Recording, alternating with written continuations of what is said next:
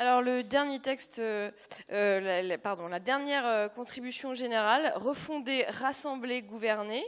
C'est Hélène Geoffroy qui va s'exprimer. Et puisque le débat d'actualité a été supprimé et que, comme il est de coutume, le premier secrétaire va conclure ce Conseil national, la commission d'organisation a accordé un temps supplémentaire de 10 minutes à Hélène Geoffroy, que j'appelle.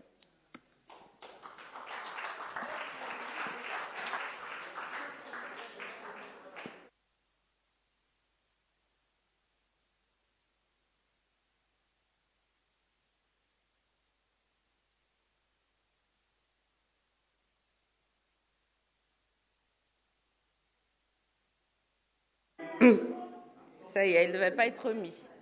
Voilà. Je recommence donc. Mes camarades, au moment où nous rentrons dans le 80e congrès du Parti socialiste, nous, militants et militantes, sommes à la croisée des chemins. Sans nostalgie de la grandeur qui fut la nôtre, mais inquiets de ne plus pouvoir peser sur la marche du pays et du monde, au service des femmes et des hommes qui n'ont que la force de nos combats depuis 2 siècles pour que leur vie change.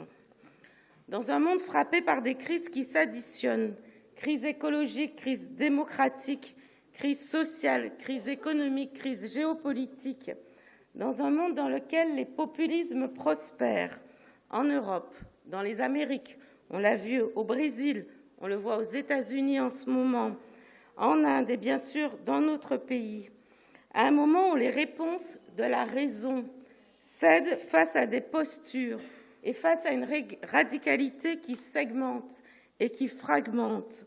Nous devons faire de ce congrès un congrès de vérité, un congrès qui montre un chemin. La contribution refondée, rassemblée, gouvernée, dont mes camarades m'ont fait l'honneur d'être la première signataire, se veut la contribution de la constance, de la clarté et de la fidélité. De la constance tout d'abord, car avec plusieurs camarades, j'alerte depuis le congrès de Villeurbanne sur la stratégie d'effacement de notre famille politique menée par l'actuelle direction nationale. Il y a 2 ans maintenant, nous disions avec une forme de prescience, le PS va-t-il survivre ? Après avoir humanisé la société, assuré la liberté, imposé la laïcité, soutenu la République, promu l'égalité, défendu le travail, incarné pendant près de 2 siècles le combat pour la justice, l'espérance socialiste, va-t-elle quitter la scène de l'histoire ? Malgré la force de son implantation locale, faute d'incarnation nationale, le parti de Jaurès, Blum et de Mitterrand est-il condamné au second rôle ? Est-il réduit à la fonction d'un supplétif complexé qui mendie sa place sur la liste des autres, qui baisse la tête sous les accusations rituelles de trahison, qui espère au mieux rayonner faiblement, tel un astre mort qui ne luit que par sa gloire passée? À Aubervilliers, Olivier Faure promettait la renaissance. 5 ans après, le Parti socialiste est devenu une filiale de la France insoumise. Pendant ces 5 années, en dehors des anathèmes, nous n'avons pu tirer aucun bilan, ni de nos réussites, ni de nos erreurs ou de nos manquements liés au quinquennat de François Hollande. L'inventaire à minima dont se targue la direction nationale n'a ouvert aucun champ de réflexion de fond.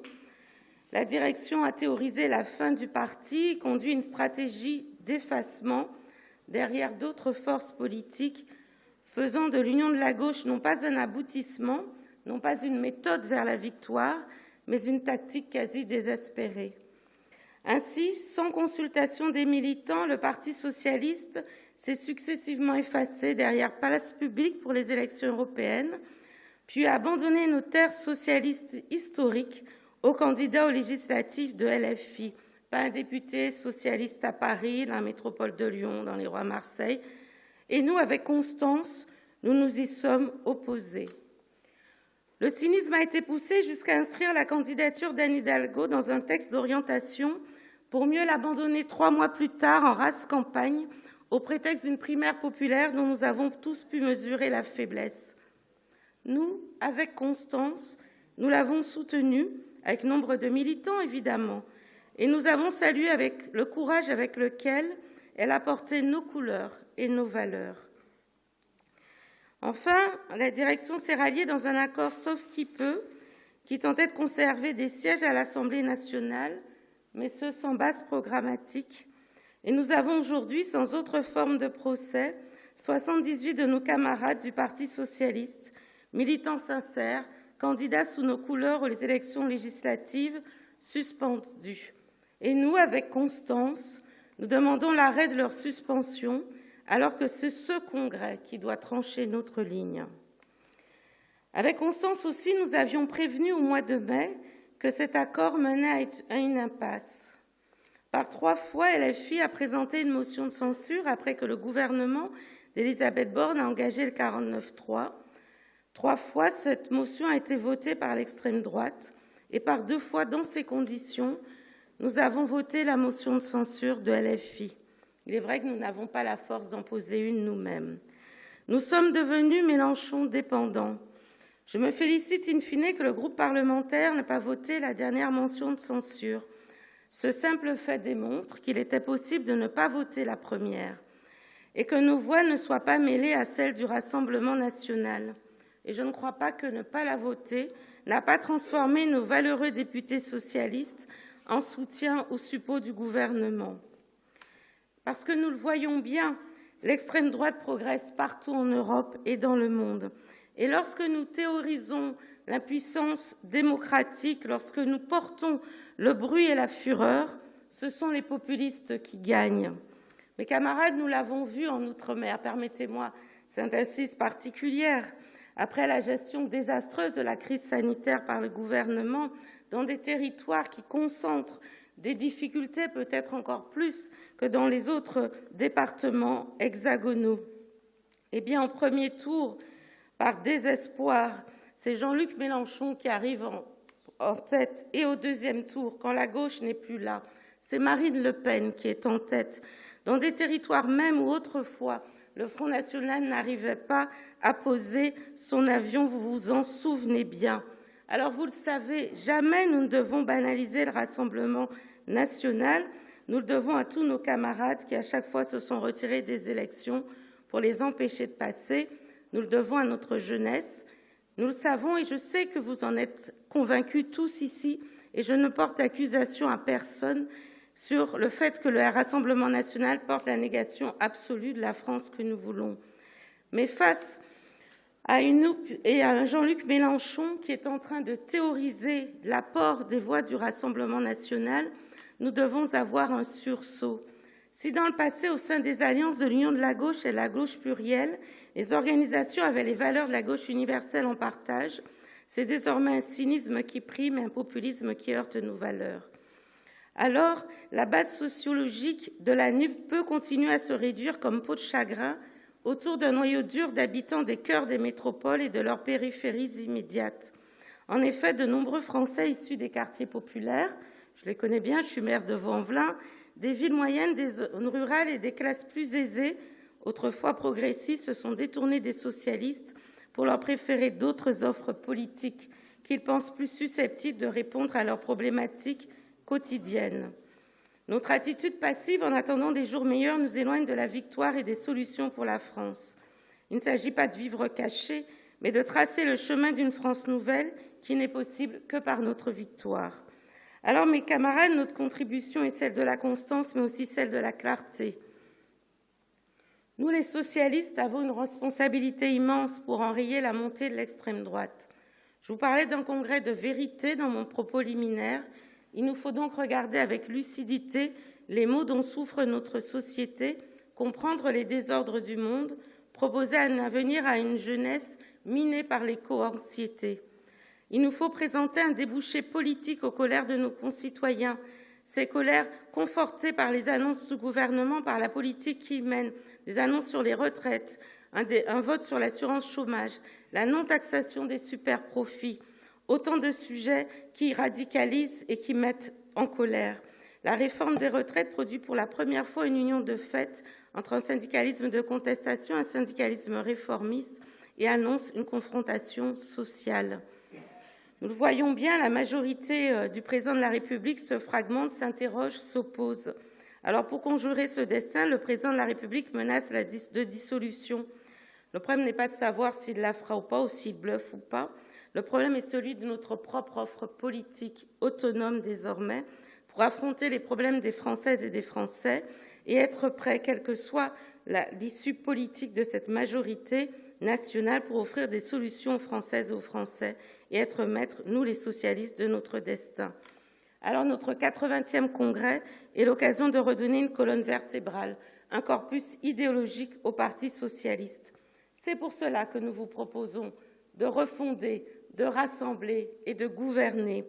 C'est une méthode pour tracer un chemin, une vision, afin que le Parti socialiste, mais toute la gauche et les écologistes puissent de nouveau transformer la société.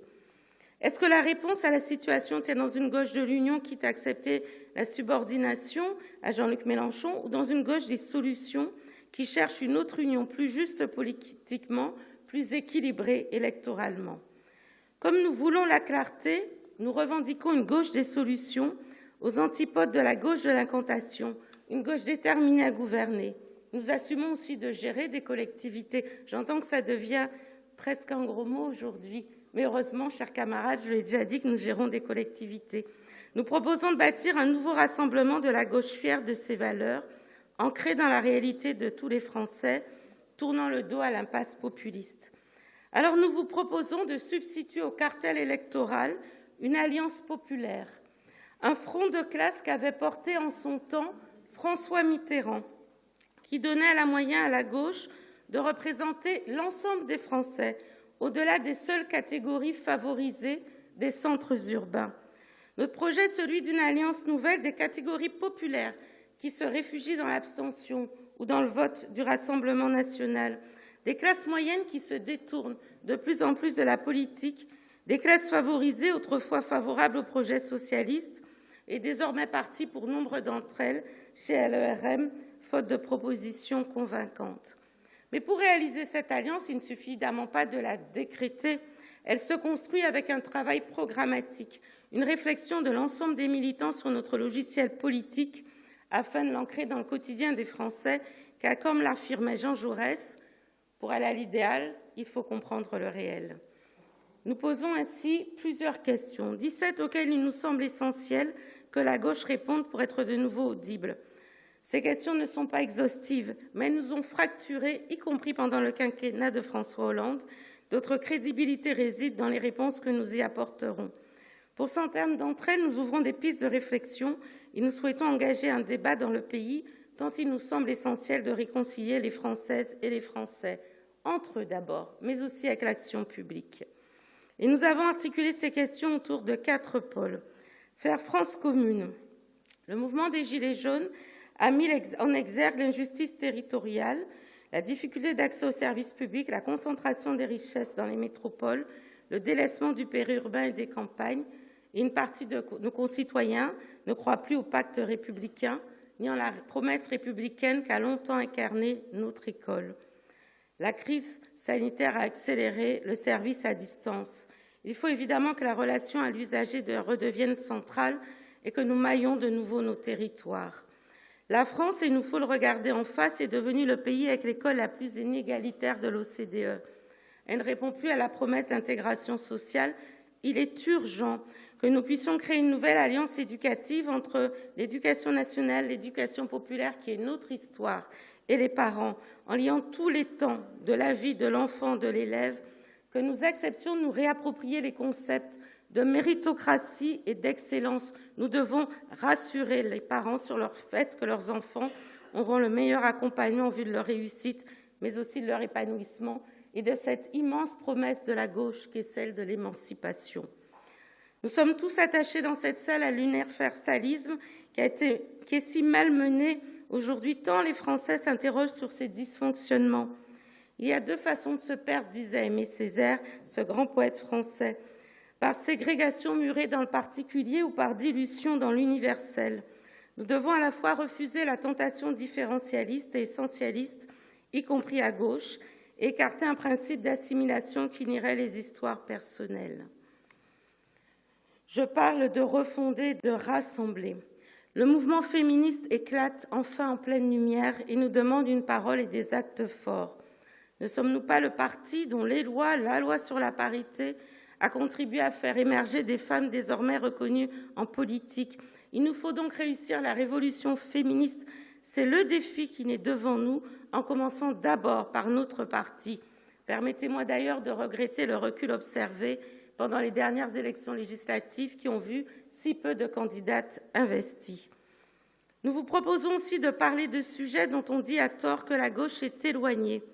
Il nous faudra affirmer que faire de la sécurité, c'est être de gauche. Notre gauche du réel ne peut pas craindre de s'emparer de la question sécuritaire, doit construire un droit opposable à la sécurité, un pacte national entre les citoyens, la police et la justice, tant aujourd'hui notre pays est fracturé sur cette question. Nous devons parler d'immigration en vérité, car elle fut et reste une chance pour la France, et que nous ne pouvons pas laisser les thématiques de l'extrême droite laisser croire qu'un jour nous fermerions hermétiquement les frontières à un moment où les crises climatiques font s'effondrer un certain nombre de pays et de situations économiques. C'était le premier pôle Faire France commune. Le deuxième pôle, nous l'avons intitulé « Comment affronter l'urgence sociale et écologique » en réaffirmant le travail comme une valeur de gauche, comme un vecteur d'émancipation, même s'il y a la nécessité de réinventer des formes de salariat.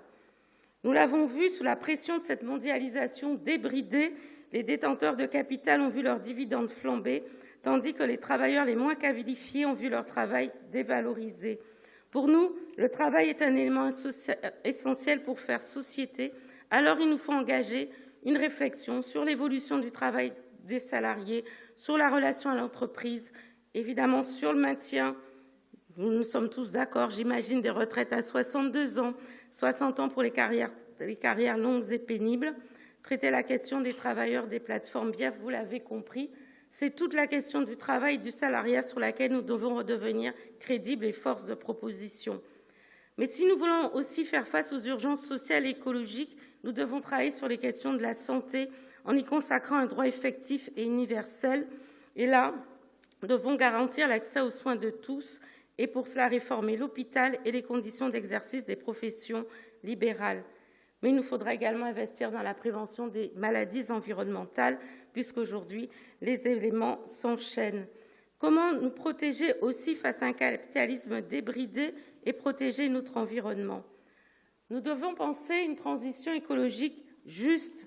L'écologie doit pouvoir s'adresser à toutes les catégories de la population et plus qu'une sobriété énergétique que les habitants des quartiers populaires ou du milieu rural connaissent bien. La sobriété fait partie de leur histoire depuis longtemps. Nous devons parler d'une efficacité énergétique. Nous devons assumer une activité qui permette de décarboner l'énergie, d'assumer un mix énergétique et sortir à terme du nucléaire, mais grâce à la recherche que nous devons absolument conforter. Enfin, nous devons retravailler la question de la fiscalité et notamment le sujet de l'héritage, qui est le moyen de reproduction des inégalités le plus puissant qui existe. Mes camarades, le troisième pôle est le fait de réaffirmer notre attachement à une Europe encore plus au service des peuples et du territoire. Nous l'avons dit clairement dans notre texte. Nous ne ferons pas de liste commune avec la France insoumise parce que nous croyons en l'Europe, parce que nous pensons qu'il faut évidemment reformuler ce sujet. L'Europe a toujours été un sujet sensible entre attachement des Européens à leur nation, désir de fédéralisme. Mais nous avons la conviction que nous devons construire une Europe de la sécurité sanitaire, y ajuster la politique migratoire, sortir de l'Europe de la concurrence libre et non faussée sans désobéir aux traités. Enfin, nous devons réfléchir nos questions d'intégration. Nous sommes aussi dans le monde et nous ne devons pas nous exonérer de la marche du monde. La France est une puissance qui s'ignore parfois avec ses 300 millions de locuteurs. Le français est aujourd'hui une des langues les plus parlées au monde. Et nous devons créer cet espace économique francophone loin de l'histoire évidemment douloureuse de notre pays que nous devons reconnaître, qui est celle aussi de cet espace lié aux questions de colonisation. Mais nous devons aujourd'hui, en assumant cette histoire, être en capacité de travailler dans un réel partenariat, une égalité, développer un espace Schengen et un Erasmus qui soit francophone. Je crois que ce serait aussi à l'honneur de notre pays. Et enfin, il nous faut réinventer la solidarité internationale et s'inscrire dans un multilatéralisme aujourd'hui. Nous voyons des puissances qui émergent. Il nous faut trouver des réponses sur les inégalités, sur la question de la gestion des biens communs. Vous l'aurez compris, nous voulons être la contribution de la clarté, celle qui pose tous les sujets, y compris les plus compliqués, et qui décide de les inscrire et de trouver des réponses. Enfin, notre contribution est celle de la fidélité. Chaque fois que nous avons posé des questions dans cette instance, dans cette enceinte, demandé de voter des motions, cher Premier secrétaire, cher Olivier, nous sommes vus des fins de non-recevoir. Nous avons reçu, pardonne-moi, des refus. Tu nous as même demandé de partir, cher Olivier. À nous, les militants de toujours, nous, les secrétaires de section, les premiers fédéraux, les secrétaires fédéraux, ceux qui sont là depuis Épinay, ceux qui sont là depuis la dissolution de 93, ceux de 2002, de 2017. Est-ce que nous allons continuer ainsi pendant les 5 prochaines années, à ne pas finalement, entre socialistes, avoir l'occasion du débat et préférer suivre Mélenchon, à tel point que nous devons désormais nous déterminer par rapport à ses billets sur son blog. Depuis 5 ans, en mettant en place les conditions de l'attrition de notre parti, de sa disparition plutôt que de sa refondation, nous n'avons pas travaillé non plus sur notre organisation militante. Nous avons vu la décroissance du nombre d'adhérents, la fin de l'autonomie des fédérations, l'absence de travail programmatique, l'opacité y compris de la gestion de nos finances. La démocratie interne, et je le dis avec beaucoup de tristesse, a été confisquée par un petit nombre et le débat a été vitrifié comme au temps le plus glorieux du centralisme démocratique, celui-là même qu'avait refusé Léon Blum au congrès de Tours en redisant que l'essence du Parti socialiste est de pouvoir partir de la base pour construire des réponses collectives. Le Parti socialiste, c'est le lieu de la volonté populaire qui se forme à la base et qui remonte de degré en degré. Le PS doit redevenir un lieu d'élaboration de la pensée et pour cela, nous adapterons les formes de militantisme du XXIe siècle et nous redonnerons, c'est tout simple, la parole aux militants. Nous sommes attachés à l'union de la gauche et nous proposerons de la construire au travers d'un contrat de projet. Nous mènerons la nécessaire modernisation de notre parti en y rétablissant cette démocratie interne.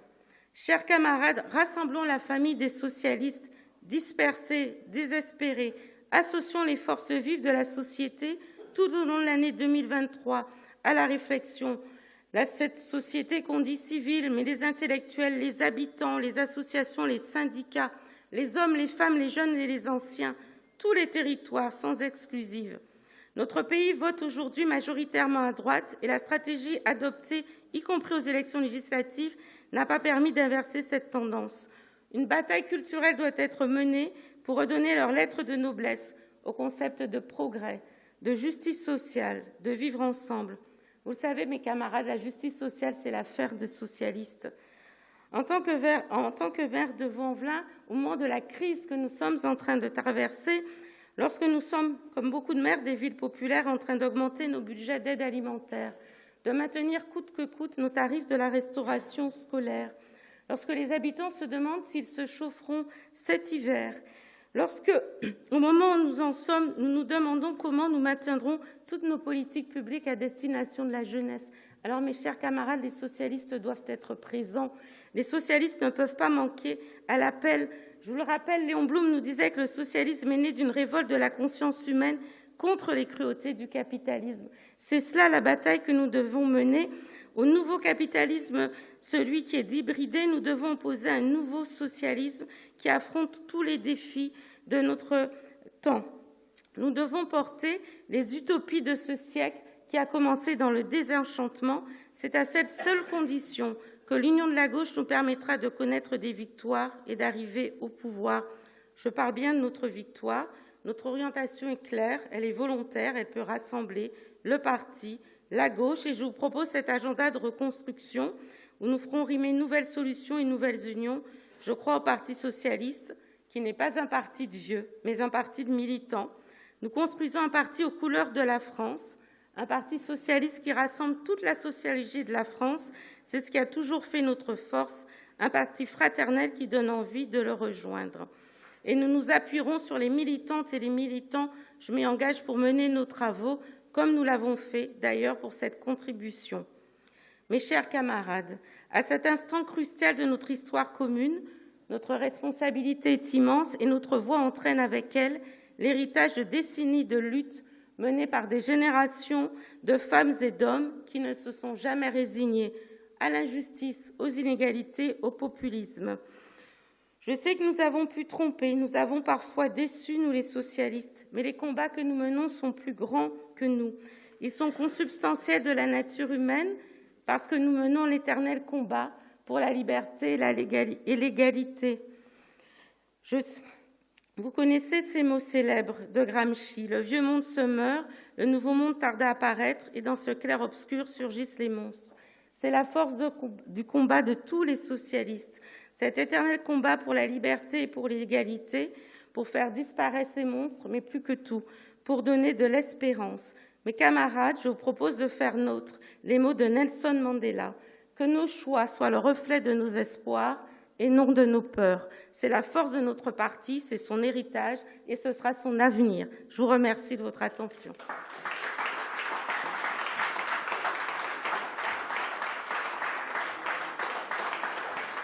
Merci à toutes et à tous pour ce beau travail.